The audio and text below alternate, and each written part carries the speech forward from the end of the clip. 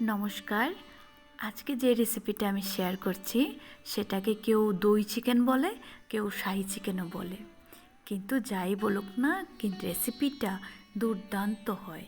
খুব স্বাদের একটা রেসিপি। আমি অ্যাকচুয়ালি প্রায় 7 বছর আগে থেকে, মানে ফার্স্ট টাইম যখন রেসিপিটা বানিয়েছিলাম, এই চিকেনটা বানিয়েছিলাম 7 বছর আগের কথা। তো আজকে আবার হয়ে যাবে। তো শুরু করা যাক। এখানে আমি প্রায় 700 গ্রামের মতো চিকেন নিয়ে নিয়েছি। ধুয়ে চিকেনটাকে পরিষ্কার করে নিয়ে নিয়েছি। এখন এতে আমি অ্যাড করব হাফ কাপ দই। টক দইটা যেটা আমরা ঘরে বানাই, এটা আমি ঘরে বানানো দই, আমার একদম পারফেক্ট। বাজারেও এমন পারফেক্ট দই আমরা কিনতে পাই না, ওটা জল কেটে দেয়। কিন্তু দেখুন আমার দইটা একদম কতটা পারফেক্ট, কতটা ঘন। এই যে, হ্যাঁ, এখানে আমি দিয়ে দিলাম প্রায় 3 চামচের মতো দই দিয়ে দিয়েছি আমি। তারপর 2 টেবিল স্পুন হলুদ, তারপর 1 চামচ জিরে, 1 চামচ লাল মরিচের গুঁড়ো, 1 চামচ ধনিয়া। আর কি দিয়েছি, যেহেতু আমি দই দিয়ে দিয়েছি তো এতে কস্তুরি মেথিটা একটু লাগবে, তো সামান্য পরিমাণ এই কস্তুরি মেথিটাকে ক্রাশ করে আমি দিয়ে দিয়েছি। তো এখন সবগুলোকে একসঙ্গে মাখতে হবে। ভালো করে মেখে এটাকে প্রায় আমি 20 থেকে 30 মিনিটের জন্য ফ্রিজে রেখে দেব। আর এটা মাখানোর সময় 2 চামচ আমি সরষের তেল দিয়ে দিয়েছি। আর পুরোটা রান্না সরিষার তেলেই হবে। আমরা তো বাঙালি, আর আমাদের সরষের তেলে, যেমন চিকেনটা, গুঁড়ো মাছটা, এগুলি যে সরষের তেলে বানানো হয়, এর স্বাদ অন্যরকমই আসে। আর এটাই আমাদের অ্যাকচুয়ালি বাঙালি ফ্লেভার, যেটাকে বলি বাঙালিয়ানা, খাওয়াতে একটা স্টাইলই আলাদা। তো ওটা আসে, টেস্টটা যেমন, ফ্লেভারটা ওই রকমই আসে।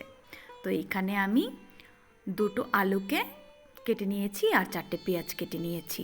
আলুটা অপশনাল, অ্যাকচুয়ালি আলুটা না দিলেও চলে, কিন্তু আমি কেন দিয়েছি, আমার ছেলে আলু খুব পছন্দ করে, তো ওর জন্য 2টো দিতে হয়েছে।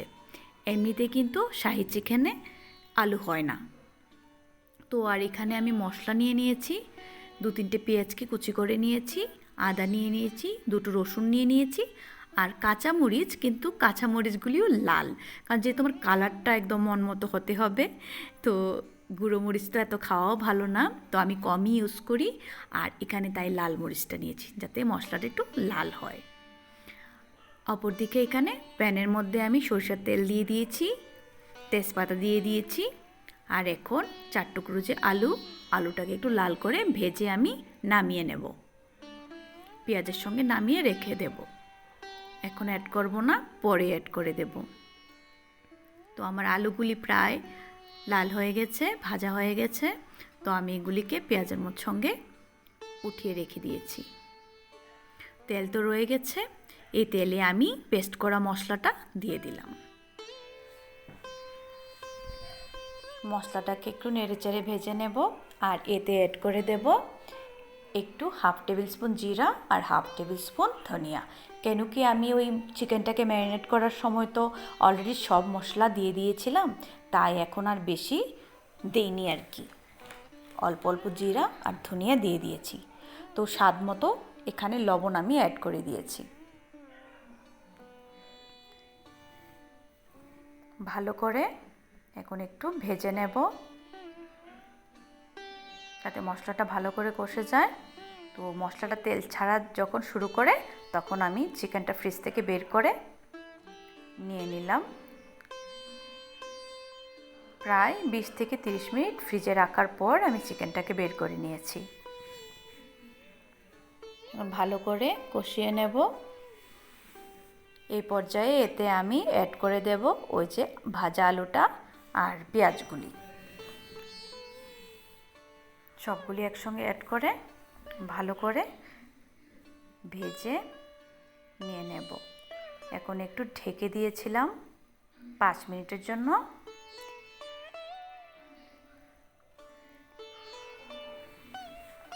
গ্রেভিটা থেকে একটু জল ছেড়েছে, তো জলটা ড্রাই হবে, ভাজাটা ভালো করে হবে, কষানোটা সম্পূর্ণ কমপ্লিট হলে এতে আমি দিয়ে দেব 1 চামচের মতো লেবুর রস। এই লেবুর রসটা দেওয়াতে টেস্টটা যেমন বাড়ে তেমনি কালারটাও একটা সুন্দর হয়, ফ্লেভারটাও ভালো হয়। এখন মোটামুটি আমার চিকেনগুলি কষানো হয়ে গেছে, যে তেল ছাড়া শুরু হয়ে গেছে, তো এর মানে কষানো কমপ্লিট হয়ে গেছে। তো আমি এই পর্যায়ে এখানে 1 কাপের মতো জল অ্যাড করে দেব।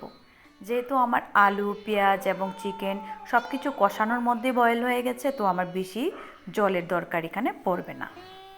এরপর আমি 1/2 টেবিল স্পুন বাড়িতে বানানো আমার গরম মশলাটা এটা দিয়ে দিলাম। এরপর আমি 5 মিনিটের জন্য রেখে দেব। বাস, অলমোস্ট রেডি হয়ে গেল। লাস্টে নামানোর সময় 1 চামচ বাটার আমি এতে অ্যাড করে দিয়েছি। অবশ্যই আপনারা ট্রাই করবেন, খুব খুব সুস্বাদু হয়। একবার বানালে অবশ্যই আমাকে কেমন হয়েছে কমেন্ট করে জানাবেন। ধন্যবাদ।